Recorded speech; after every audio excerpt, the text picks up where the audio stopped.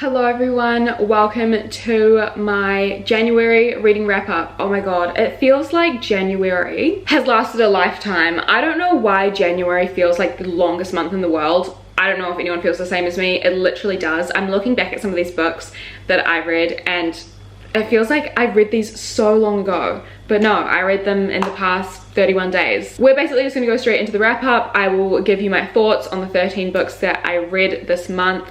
And yeah, let me know your thoughts and opinions down below if we share any opinions or anything like that, or even if you have the complete opposite opinion to me. I love hearing different points of view. So if you do have any different points of view, please let me know down below in a respectful way. But yeah, without further ado, let's just get into it. So the first book that I read in January was Something Wilder by Christina Lauren. This is my first read of 2023. How crazy. I actually did start reading this in a reading vlog that I did kind of towards the end of last year, where I did like a 48-hour readathon. I started this book in that video. I did not complete it, but I ended up finishing this when I was on holiday. I actually ended up giving this 3 out of 5 stars, but basically this is about our main character, Lily Wilder. She is the daughter of the late, I don't know his first name, but some famous adventurer dude, right, who would always go on these treasure hunts and stuff like that, and he ended up passing away. But Lily now makes a living taking people on like fake treasure hunts in Utah, like that's her job. And she had this like kind of young like fleeting romance with this lad called Leo, and then one day Leo ends up going on this like bachelor party trip where he ends up going on one of these like fake treasure hunts,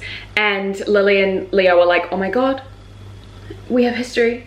And then everyone's like, okay, what's going on here? And then it ends up being this like really insane adventure, because it turns out Lily's dad had like hidden thousands and thousands and thousands of dollars in gold and stuff, and one of like Leo's mates was actually secretly a psychopath, and they end up going on this like wild chase with all these other kind of adventurers who are trying to make all this money. And Lily's like trying to come to terms with like things that's happening with Leo, but then also like trying not to die, but then also kind of being like, why is my dad so confusing even in his death? It was just like a crazy ride and a crazy mix of genres.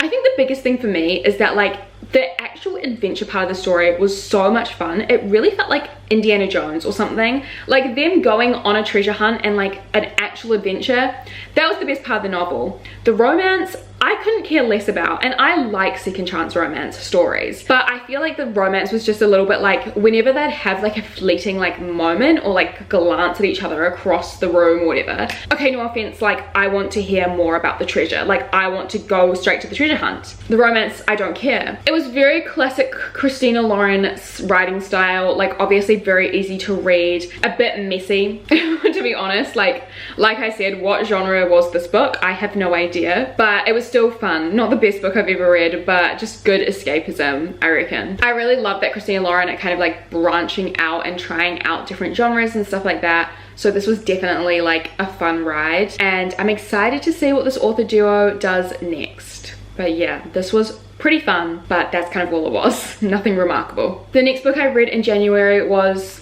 kind of a masterpiece, to be honest, and that is Tomorrow and Tomorrow and Tomorrow by Gabrielle Zevin. I've seen so many people reading this recently, and like, good. Absolutely good. I need more people to experience this brilliant novel. I actually only gave it 4 stars, and I think the reason I gave it 4 stars is because there was one moment kind of in the middle, or like kind of towards the 3rd act, where I was a little bit like, okay, let's speed it up now. But apart from that, I would say it was a perfect novel. Basically, we follow our 2 main characters, Sadie and Sam. They were like best friends when they were children, and then they like had a falling out, but the thing that really brought them together was their love of video games. Sadie was constantly in the hospital because her sister had cancer, and Sam was in the hospital because he survived a horrific car crash and smashed all the bones in his leg. So while he's in recovery and Sadie's constantly at the hospital with her sister, they end up kind of seeking solace in each other as children and creating this beautiful friendship based on their love for video games. And then in the future, Sadie becomes a student at this university. She kind of is like a bit of a prodigy. She's like designing all these video games. Sam wants to work with her. They collaborate, and they end up being these like really successful game developers and game designers. I loved this so much, and I think something that really helped my enjoyment of this novel is that like I am obsessed with video games as well. Like I grew up being friends with people because we both loved playing Spyro on PlayStation, or we both loved playing Pokemon on our Game Boys. And so I really felt connected to these two main characters because I was like, I get it. I absolutely get it. And then all the references to other video games as well, I was like, amazing. And then the descriptions that our author explains about the games that these two main characters create make me so sad that it's fictional, because I want to play these games so badly. I also think what I love about it, and what I think might be a bit more controversial for other readers, is the fact that Sadie and Sam are so incredibly flawed as main characters. That is something that I really love. I love when my characters that I'm reading about are super realistic and they have these really awful traits about them that make you kind of want to throw the book across the room. I love that, and I know that it's not for everyone, but the fact that they were so unlikable at times, I just loved them even more. Like, I really saw their vulnerabilities and they just felt like very genuine, real people. And it's very rare that I read a book where I genuinely believe that the characters are like leaping off the page into reality. I'm not gonna lie, I did shed a few tears. I was not expecting this book to break my heart, but it definitely did.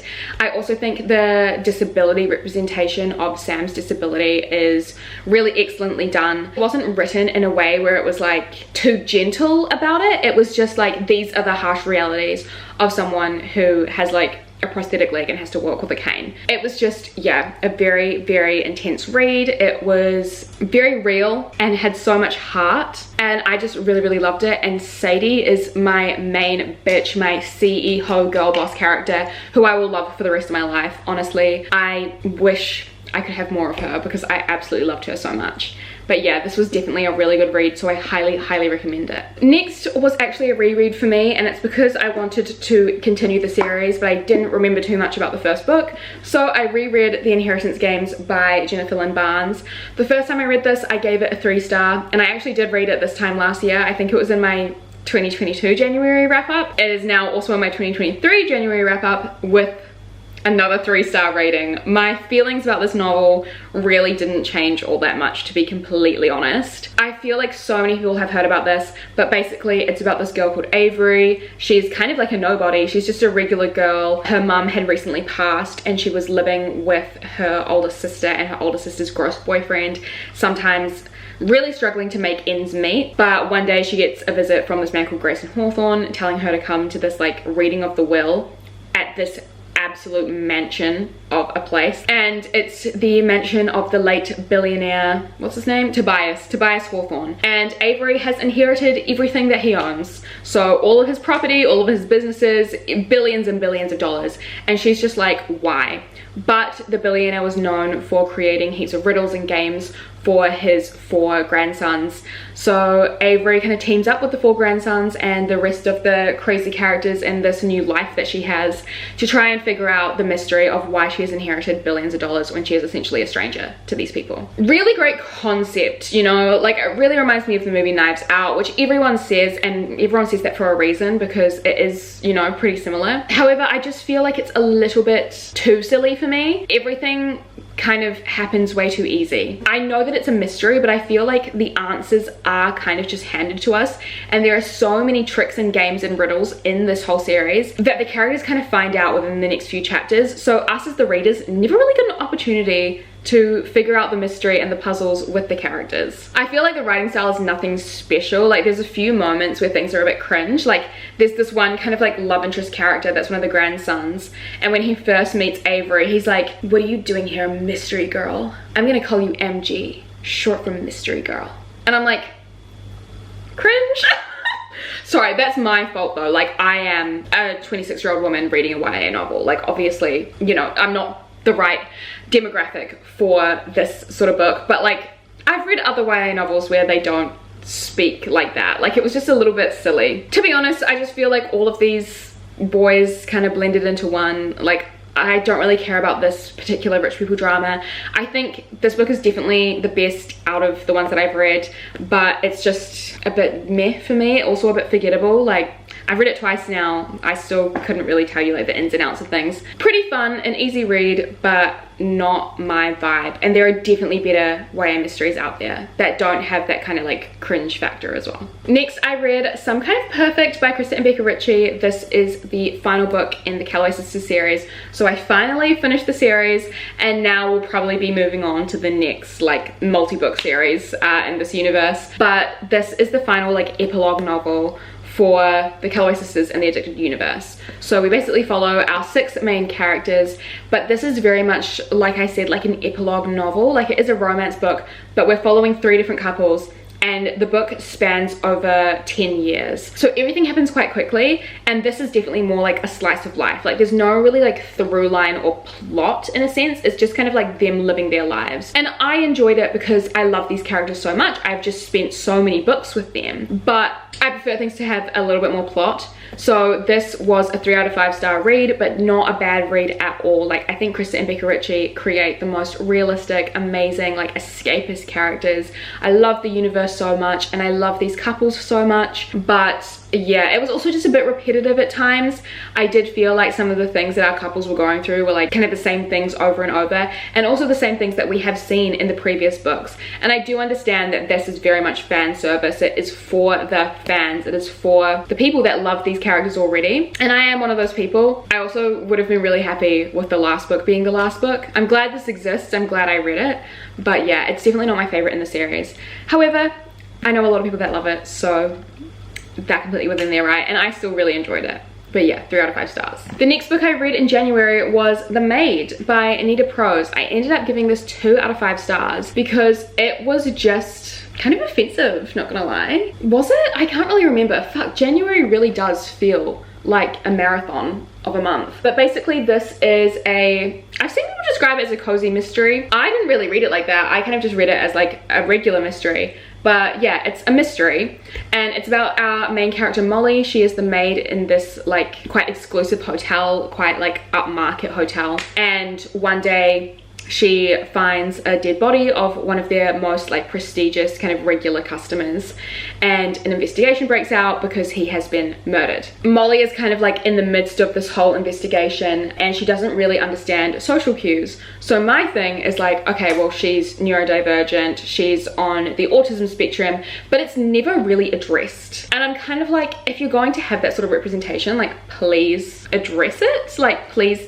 you know, you're representing a group of people. Like the least you could do is like actually mention the group of people that you're representing. It was just kind of like annoying to read, and there were a bunch of characters that would like take advantage of Molly because she didn't understand these social cues, and she took things very, very literally. Like people would make a joke and she would take it literally, and it was really just uncomfortable watching people take advantage of her. Like it wasn't a fun read. But then also the novel was incredibly inconsistent. The character of Molly was really like, one moment she would be really not understanding the context of like what people are saying, and like not really understanding what's going on and the severity of the situation, and then literally in the next chapter she would be like all of a sudden super switched on about what was happening. It just didn't really make sense. I felt like the book was just very, very messy. I don't know, I just didn't find it as heartwarming as so many other people have, and I think the concept itself is like great for sure, but it just, yeah, it felt like a really missed opportunity. It was a really fast read, I will say that. Definitely like a page turner,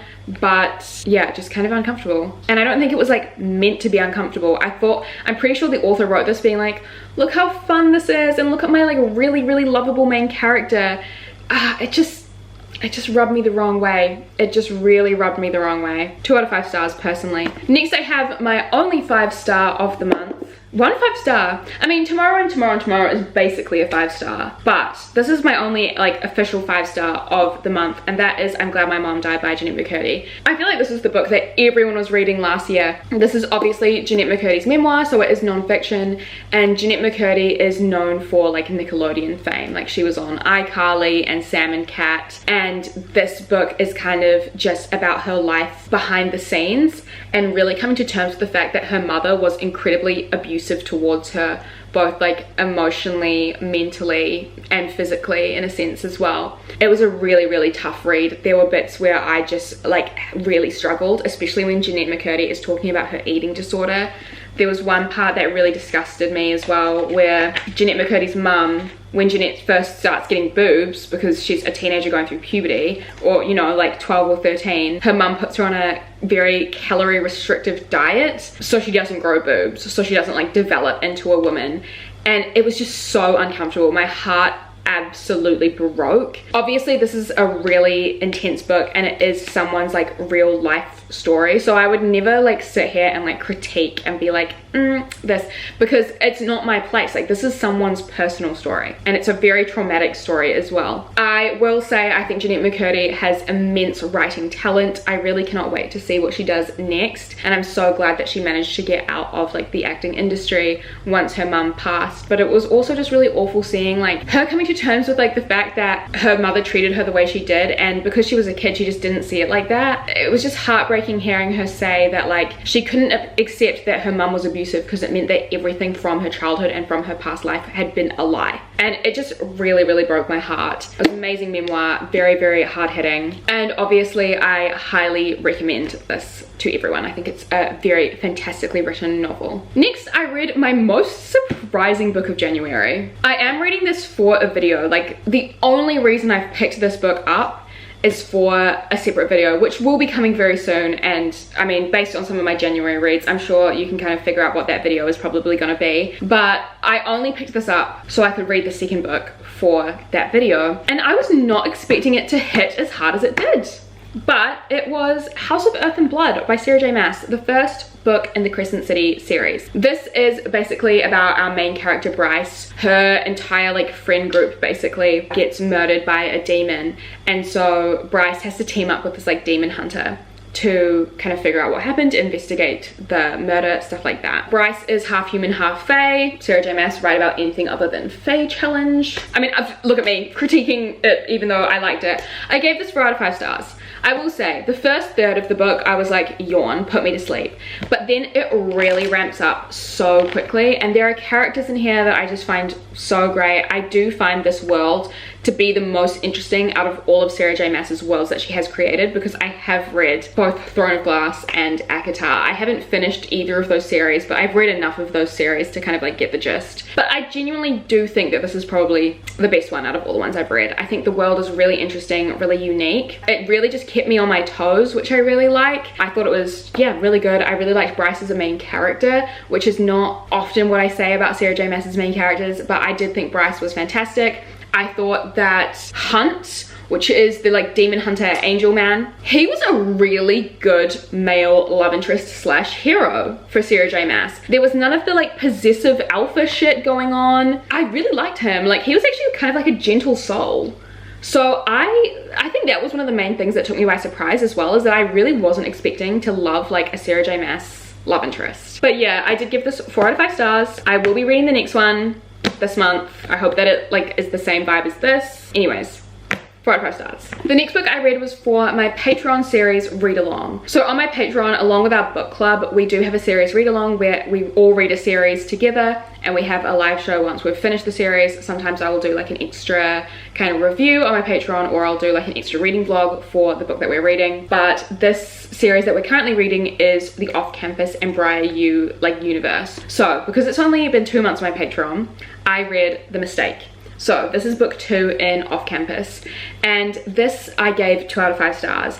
I do like the Off Campus series, which is basically just a series of sports romances between this like group of friends who all play hockey. I do like the Off Campus series as a whole. However, this book I don't love as much. Basically, we follow our 2 main characters, Logan and Grace. Logan is hung up on Hannah, who is the main character of the deal, and also like his best friend's girlfriend. He's hung up on Hannah and he's like, oh my god, I really like her. Whereas Grace is a virgin and she's trying to have like her fun freshman year, like being a bit silly, being a bit like, oh, like I want to like get with guys, like good for her. She ends up having this like one night weird kinky moment with Logan and kind of falling into this weird kind of like situationship, and then he breaks it off, and then he starts to pursue her for the rest of the book. Like, this whole kind of like kinky situationship moment happens really early on, because the mistake is what he does to kind of like break it off. It's just a bit like, I don't love the idea, like I don't love the plot structure. I don't love that our characters are like kind of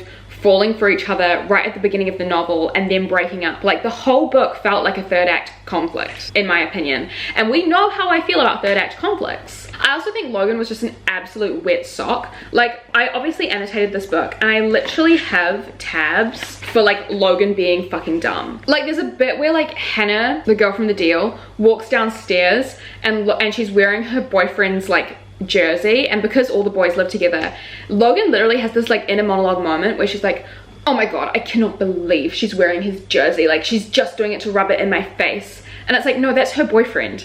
She's going to wear her boyfriend's jersey at her boyfriend's house. Like, just Logan being a narcissist and just being like a really annoying man, like really selfish and gross and weird. I just don't like him. I don't know why people love him as much as they do. I think Grace was a really good character, which is why the 2 stars are for her. I think she did not put up with any shit. She was just so cool. I really, really loved her. But Logan was just so annoying that he ruined the book for me. I could go on about how much I dislike Logan for so long, but this video is already like pretty long, so I'm not going to just be talking shit about one character for like the rest of the video. I just didn't love this one as much. I'm really excited to read the next book in the off-campus series because it is my favorite. Also, yeah, this was a reread. It was 2 stars the first time and 2 stars now, obviously. But yeah, it was also a really fun experience to read it with my patrons as well. I love buddy reading the series because it's just so fun and like not that deep. But yeah, 2 out of 5 stars. The next book I read was actually a horror novel, and it is Hidden Pictures by Jason Rekulik. I had never heard of this book before until the Goodreads Choice Awards came out, and so I was really excited going in because I loved a haunted house, and this book is essentially a haunted house concept. We follow our main character Mallory. She recently gets a job nannying for this like kind of rich family who's like new to this town, but Mallory is an ex-drug addict. So things kind of become a problem when she's nannying for this little boy who's drawing all these scary pictures, and then supernatural stuff starts happening because she can't exactly go to the parents and be like, we're literally living with a demon ghost, because they're gonna be like, oh my god, she's on the crack cocaine again. It's definitely a really interesting concept. I thought it was really promising, and I thought it was a really fast and interesting read, like very much a page turner. However, the book felt so juvenile and so basic. And I think one of my things with it was that, like, why did it win the Goodreads Choice Awards when it's this basic? I really wasn't really doing anything very fresh and unique. When it comes to like a haunted house ghost horror story, I prefer things to be a bit more weird. I prefer things to be a bit more wacky, but this was just basically like any horror movie that you could pick up from the video store when you were like a teenager. Like, I feel like I've seen and read and watched this story play out so many times. I thought the characters were super basic. Yeah, it was just a bit like nothing special for me. I'm glad I read it. I really am trying to get more into horror. Like, I love horror, the horror genre so much, and I want to read more of it, but I just want to read things that are a bit more fresh. This just feels really stale in my opinion. I know it's a 2022 release, but I just want something a little bit more special and a bit more creative. It was just felt really tropey to me. One thing that I really did like about it was the fact that we do have pictures. Seeing as this book heavily does rely on drawings and pictures, I really loved that aspect, so I love that we got to see that as well. And like I said, it was well written enough for me to want to keep reading and know what happens. But after I finished it, I was just like, oh, was that it? Okay, yeah, so I did give this 2 out of 5 stars. Yeah, not the best. Next is the books that I read in my recent 24-hour readathon. That should be one of the most recent videos on my channel. But I read Book Lovers by Emily Henry. I gave this 4 out of 5 stars. I absolutely loved it. Basically, we follow our main character, Nora. She is a literary agent, and she has this like career rival, like business rival called Charlie. Nora ends up going on holiday with her sister, who she's thinking there's like something going on with her sister, like things aren't quite right. And so they go to this like small idyllic town, and when she's there, she sees Charlie, and she's like, what are you doing here? And a romance kind of starts between the two of them while they're on holiday. I love their vibe. I honestly love them so much. Nora is giving the most like girl boss bad bitch vibes, and I feel bad calling her a bitch just then. Oh my god, I shouldn't have said that, because she's absolutely not. She has a heart of gold, but people like see her as a bitch because she's very driven and ambitious, and like, you know, that classic like female stereotype. If you're ambitious, you have to be a nasty person as well. Nora is absolutely like so sweet, so kind, just very, very driven, and I love that for her. People do complain about this book for sure because it's a romance novel, but the biggest love story isn't between Nora and Charlie, it's between Nora and her sister. Alright guys, my boyfriend just arrived home, so if you see him, Okay, not the 3 feet. Anyway, yeah, I just really loved this, and I loved the fact that the love story was between like them kind of like rebuilding on their relationship and really getting everything out in the open. The character journeys were just so good, and Charlie, he was like so sexy. Like there was something, there's something about a bookish man that is just like, oh wow, who's also like hot. I loved the setting, I loved everything about it.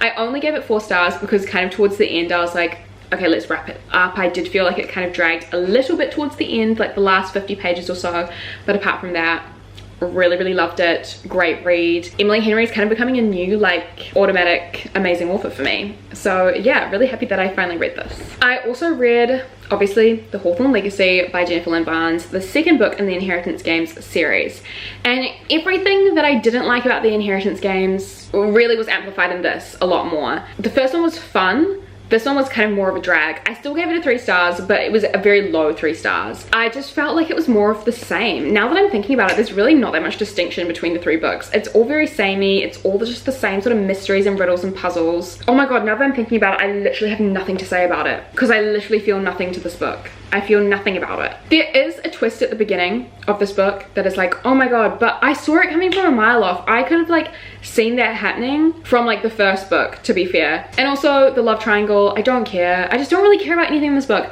If you want like more thoughts, just watch my most recent 24-hour readathon, because I kind of went in detail in there, but like now it's literally been like a few days, maybe like a week since I read this, and I'm like, no thoughts, head empty. I guess that kind of tells you everything you need to know. But yeah, I gave this 3 stars. Maybe I should give it 2, to be fair.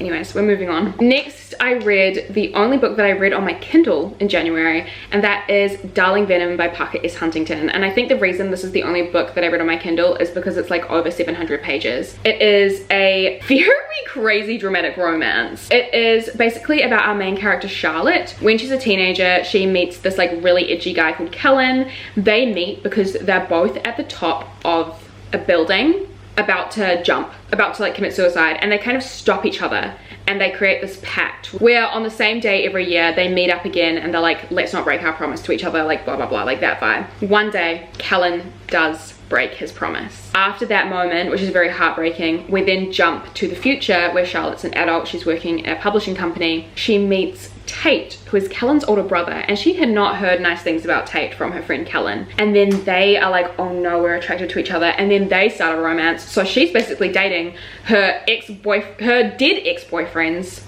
older brother, and he's like also feeling so awful about it. It was just so much drama. Like there was a lot going on in this, and when I say a lot going on, I mean there's so many storylines going on. Like Charlotte has all this family drama, Tate's got all this family drama. It's a lot. And I'm not talking about like the brother situation, I mean like with their parents. They've just got a lot of drama going on, but they really find solace in each other and they can kind of work through their grief with each other. Charlotte also finds that Kellen left her a manuscript for a book that he had written, and his last kind of like dying wish was that she was to edit it and then publish it. And so that's a big through line for the story as well. I think this book was, yeah, just a lot. Like there was just a lot going on. So I did give it 3 out of 5 stars. There were times where I was having a lot of fun reading it, and then times where I was like, okay, like can we like just move on now? Like this just, yeah, there was just almost too much packed into one, which, you know, it is 700 pages. Obviously there's going to be a lot of content, but I just feel like this easily could have been 400 pages, to be completely honest. I'm excited to read more from this author. Like it's definitely not bad. It's more on the higher end of 3 stars. Yeah, it was a good read. It was a good read. Nothing special. Probably won't remember it like in a couple of months, but pretty solid. And then finally, the last book that I read in January is the book club pick for my Patreon book club, and that is Legends and Lattes. So I just finished filming a reading vlog and doing a live show for this today.